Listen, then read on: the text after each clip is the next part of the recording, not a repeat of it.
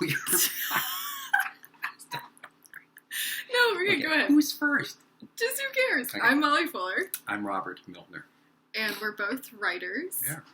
And Karen Schubert has asked us from Lit Youngstown to sort of talk about our writing. As a writing couple. Oh, yes, as a couple. And then to do a little reading.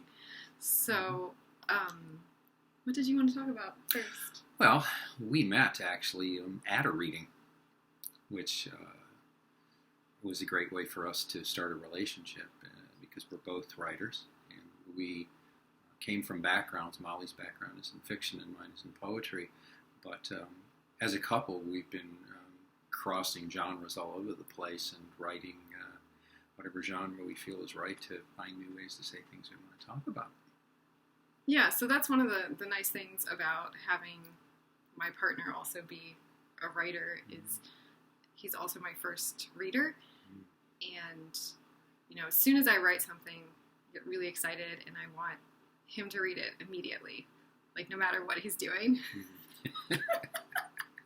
which might be kind of annoying to him, but to me it's really great to have my best reader who knows my work the best, you know, be able to be the first person that I want to read my work right here. So Molly is my best editor. I'll say, how does this look? What do you think? She'll say, you can kill the starling and this one and this one. And she's always right. And I'm always telling him that he should just put more wife in whatever he's writing. Even if it doesn't belong, just stick it in there. Yeah. No, I'm just kidding. So, what else? We have a list of things that we're like referring to. So, oh, I know, I had a funny one that I wanted to tell. So we actually both just submitted poetry to a poetry contest, and I got an email that said I was a finalist, and I was really excited, and I was like, oh wow, look, I'm a finalist, Robert. And he said, oh, well, let's go look and see who else is on the list, and we're reading down the list, and I'm like, oh, this person, this person, this person, like, oh, look, Robert Miltner is also a finalist for this poetry contest. Yeah. So he said if I won, he'd be really happy for me. And I said if he won, I wouldn't. I was totally kidding. So that's one of the best things I think is about our age difference. If you know, maybe you noticed there is one. I noticed. I didn't notice. But so there's really no competition between us, which is really nice, because I feel like everything Robert gets, he's worked so hard to get that, and we're just each other's biggest fans, and I think it's really nice. We don't have the sort of jealousy thing where it's like, oh, you got that or you got that, and and there's also no hierarchy of who's got a better kind of job thing. I mean, we're both really, as writers, we enjoy our own successes, but we always celebrate each other's. Yeah. I'm probably Molly's biggest fan. And I'm yours. So that's one of the great things I think about being a collaborative couple, a writing couple. Yeah. Mm-hmm. I agree. I'm looking at our list again. So we want to talk about that. So what we're going to do for you is we've done collaborative readings before. Did you want to talk about anything else before? No, go ahead. We jump into that? You got it. You're good. So we've done this before where we do a reading and he'll read, and while he's reading, I'm sort of looking through and seeing what speaks to me from his poem or piece, and then I'll read something and he'll kind of do the same thing. So we've never done this electronically, like this is usually in a reading performance situation. Yeah. So we're hoping it's gonna work. So who wants to go first? Well, I would add that it's an interesting way of doing collaborative readings, because we decide who's going to start, and once we get past the first piece or so, we're shuffling through books as the other's reading, trying to figure out what we're doing, and it creates a conversation between our work. Oh, yeah, I forgot which to add I that. think is really an interesting dynamic, And it has that kind of improv feel, I think, that music does, where sometimes you never know what piece you're going to read, because it links to the one before it, and then the curiosity is like, well, where's that going to go? Yeah. So it's really fun, sort of dynamic for us to do. And we hope you enjoy it. So who wants to go first? You go first. You want me to go first? You go first. Okay. Absolutely. So I'm going to read from my book, Four Girls Forged by Lightning. And, I'll read my first poem in this book. It always sort of sets the mood for me and for my book. Blackbirds. Don't eat those, they said. But I was difficult, obstinate, always did the opposite of what they said.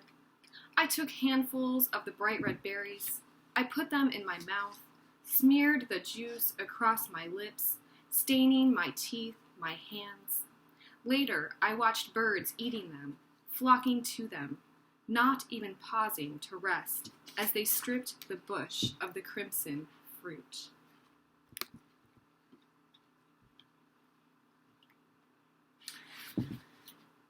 This is from my new book that's just out from Etruscan Press. It's a 3-in-1 book, and my book in the collection Triptych is Orpheus Echo. I'm going to read Portrait of Eurydice as a Charcoal Sketch. Written in runes, the wish girl charms. Feathers as if a scarlet tanager, or a winter wren, or vermilion flycatcher. Drawing me into rooms and canyons inked black, where shadows slayed walls and cliffs, as if tattoos written on cotton paper. And this island hummingbird asks me what kind of songbird I am. Goldfinch or meadowlark, prairie warbler or orchard oriole.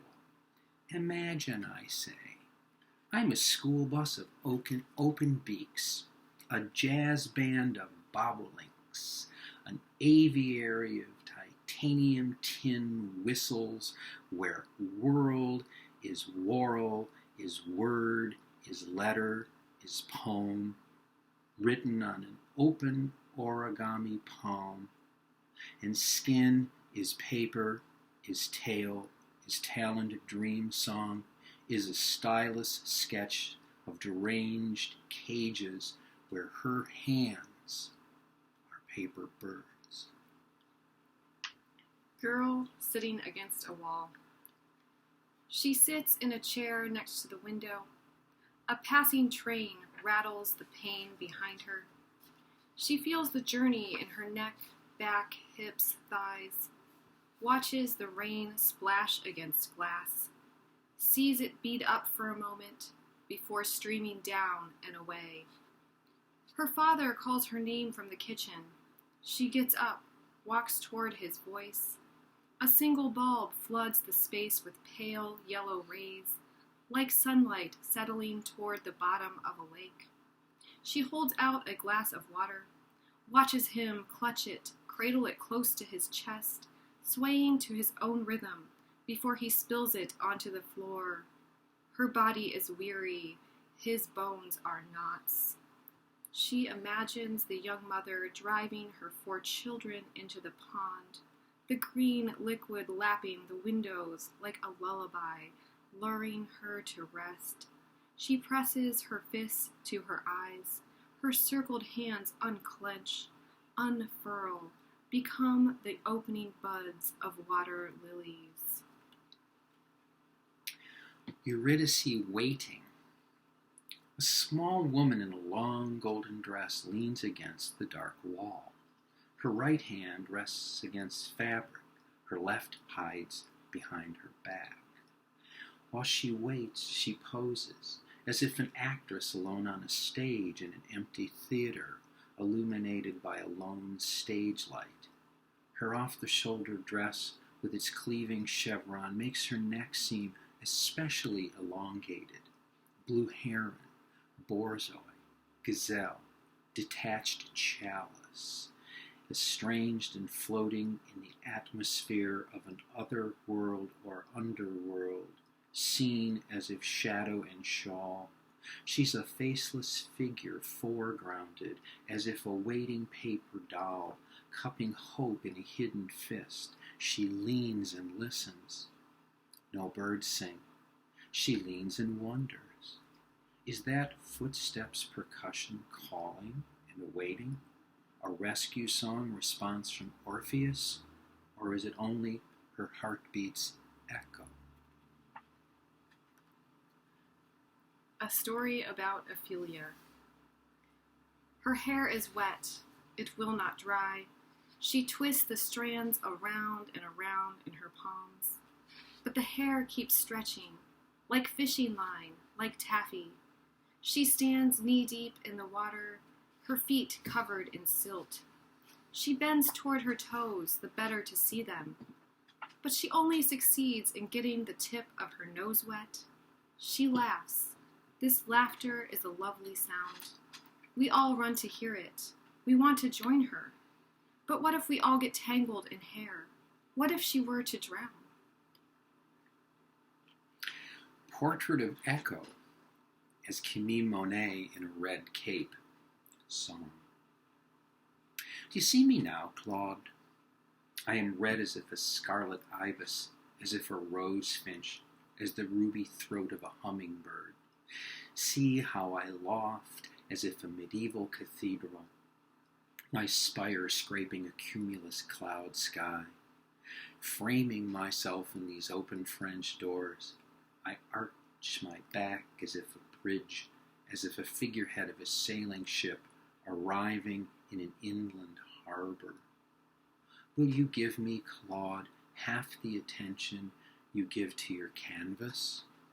A woman's body is threshold and sill, lintel and gate, an orchard dreaming fruit or flower. Camille Pissarro tells me how my eyes remain lovely still, that he sees my old self whenever I smile. But you, Claude, make me feel transparent, as if glazed windows of a glass, as your gaze goes through me. From the bridge, you look past Lotus Lily Pond's surface, seeing below only mystery and immortality. Yet I stare deeper beneath swirls of goldfish, and all I can see is Ophelia. Girl falling from the sky. How she tumbles beautifully, ecstatically, through a blank canvas day, careening headlong, headstrong, pulled like stars fall to earth, like water flows down, the weight of gravity heavy upon her. Her arms reach up toward the blue sky that hangs, fixed there above her streaming hair, just out of fingertips reaching. The sun, hot on her limbs, on her face, dazzles her eyes like lightning as she falls toward a rush of silver water that wants to clasp her body. The desire to feel it all at once overwhelms her. She hears the rustle of the river below, sees the curls of white clouds that will cross the sun, intuits the moon beyond the horizon. A cold white face looking down at her as she plunges into iciness. It is unbearable and joyful as her mouth clutches the water and her arms break the surface. How she wants to breathe, breathe. Adrift, a draft. Not a shipwreck, not a beaching, not a running aground lost and found, but a seabird's siren song. See the sailboat cast off its keel and tiller, sail and rudder, growing two oars, changing into branches that reach and grasp sand and hold the hull from bow to stern. As we turned into jettisoned yellow cargo and bleached driftwood and maroon castaways. We knew we were water, knew signs and signifiers, knew how meaning is gleaned from comets and stars appliqued on black velvet, an epistemology of light absorbed behind shut eyes. So we dreamed we ourselves were the island itself, vale and fen, hillock and stream, some round sandbox stranded in a room of white ocean, crowded among tortoise and terrapin and spotted mapped turtles, each shell a construction of reflecting moons, waning and malleable, adaptable and waxy. And from distant Samothrace we heard both mockingbird and waxwing calling. So to starboard we turned, held hands, held breath, as overboard we dove. There is shade in our eyes. We are waiting on the shore, trying to remember the sun, to enjoy the water. Red algae shines in our cupped hands. We walk from safe sand banks toward the sound of sirens. The echo is like a magnet, always calling lovers to meet and follow any number of reasons to the ending. Our strut says, I do not know. Darkness pulls us closer to each other and to the moon lighting the path back down. Our mouths ask, where is the heat? The missiles are in the meeting of our lips. This is like fire, like drowning. As we tear apart, one of us seems to be running. Summer's ending. Song. An orange beach towel covers a white bathing-suited woman. It wraps her legs, hoods her head, and allows her to stand facing the afternoon sun. Yet it doesn't stop the offshore cold winds. Her sand-brown shadow collapses behind the raised hand, shielding her eyes from the pale, clear sky. Other bathers gather shells as brush strokes of cirrus clouds tear a sky that won't warm them on the strand. Fallen cottonwood leaves skate over undulations of dunes as if a shifting season's loose change. Out past the ragged stands of willows, the land levels, and farmers cut corn stalks for silage. Vintners gather sweet late grapes, and in orchards, late apples gathered from ground and bench await the cider press.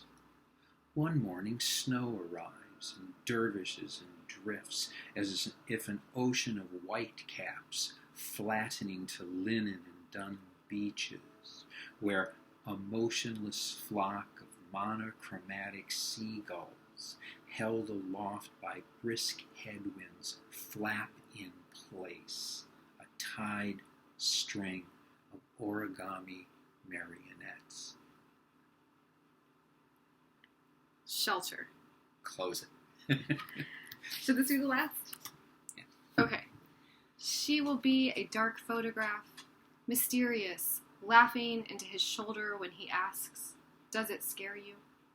His hand stroking her cheek calms, her wrists so delicate, like an egg cracked open, like fragments of shell left behind, is the fragile answer to the question he has already asked.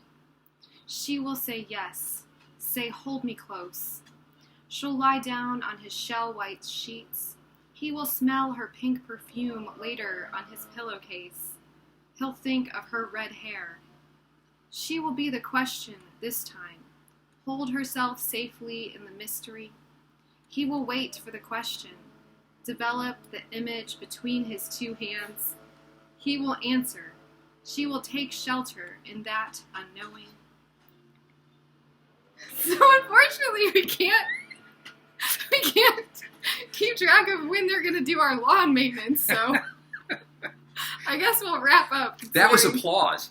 Is that what that was? Yes, that's applause. I thought we were, like, clear because they'd already done it this morning, but now they're back. They're back. So we have about 5 minutes. Is there anything else that you want to add to that or to this? I want to say that reading was really fun for me because I love like listening to Robert's work and then sort of picking out a feeling or a phrase or a word that reminds me of something in my own work. Yeah. So I sort of love doing these tandem readings.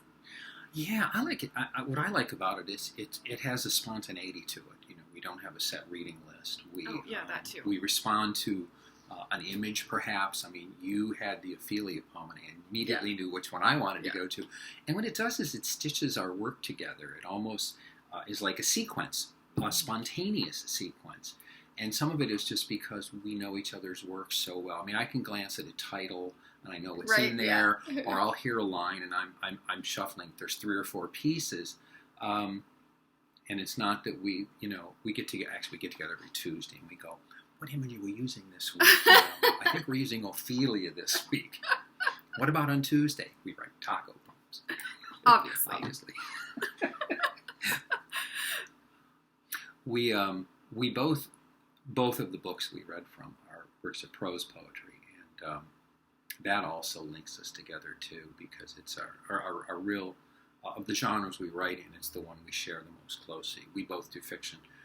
We're both doing nonfiction as well, and we both do verse poetry. But it's the prose poetry that was for us a place where we really came together as writers, because it was such a common form, and it's complicated finding people who can talk really effectively about your work in prose poetry if they don't write it. They can maybe tell you the prose part or the poetry part, but it's the interaction between the two in that hybrid form. So we're so fortunate to have that in our partner and best reader and best editor and best friend. Yeah, that's really true. So I think that in a lot of ways, the reasons that I have grown so much as a prose poetry writer is having Robert as like, not just my partner, but also as like a mentor, like a teacher almost. Because when I first started writing prose poetry, I didn't even know what it was. What is this? Oh, you're doing prose poetry. Yeah, but you were doing 100-word short stories and super fast fiction. You were flash you were fiction. right on the borderline between the two. All you do is move one foot a foot, and you're in the next genre. It's interesting too, because we spent this past year going to writing residencies, and we found some we could go to together, and that's not very common. So we were away from the world and in shared space, writing and talking all day, and then revising together. And I can't imagine. And we've each had individual residencies. It's so different when we're in an individual residency and we're just producing new work or editing what we've got. But to be there like we do at home, where we're constantly, as we're generating, we're talking. Right. We're referencing other things. Didn't you use that? What happened to that poem? You had that. Can you bring that in? Or just really good suggestions about rearranging it, or sounds, or what's extraneous and what it needs. More wife. It's usually Molly's recommendation. But yeah, I think we're extremely fortunate to be able to be a writing couple, and I think that I think it shows in our work. We see it in our work. I don't know if anyone else does, but that's true. I definitely see influences of you, and I definitely see my influence on you, because here. Let me just show you what I do. I take this pen.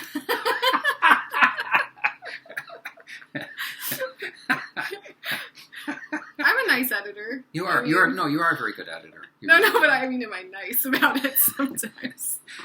You're necessary. You save me from a lot of my excesses and lesser impulses.